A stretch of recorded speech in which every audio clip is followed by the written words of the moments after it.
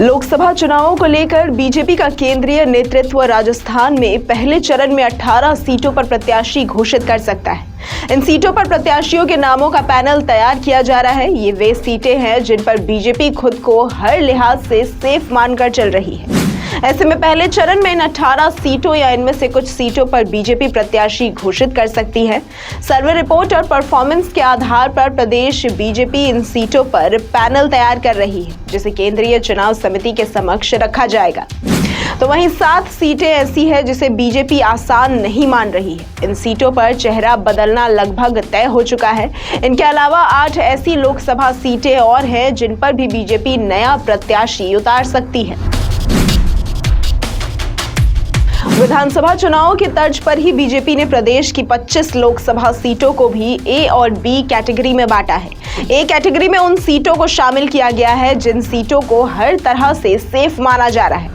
A category में जयपुर शहर, जयपुर ग्रामीण, झालवाड़ बारा, कोटा बूंदी, भीलवाड़ा, चित्तौड़गढ़, अजमेर, पाली, जोधपुर, जालोर, बीकानेर, उदयपुर, सीकर, डूंगरपुर, बांसवाड़ा, श्रीगंगानगर, हनुमानगढ़, झुंझुनू, चूरू और राजसमंद लोकसभा सीटें शामिल हैं।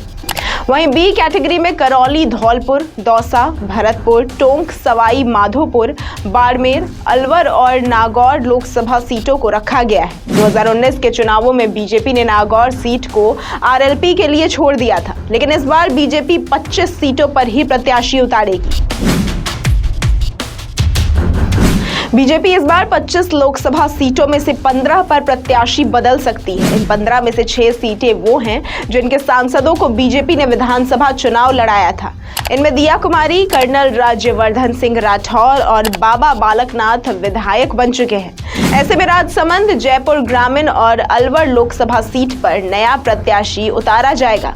वहीं जिन 3 सीटों के सांसद विधानसभा चुनाव नहीं जीत पाए हैं, उनको बदलने की भी पूरी संभावना है। इनमें अजमेर से भागीरथ चौधरी, जालोर सिरोही से देवजी पटेल और झुंझुनू से नरेंद्र कुमार खींचड़ को इस बार पार्टी फिर से टिकट देने के मूड में नहीं है।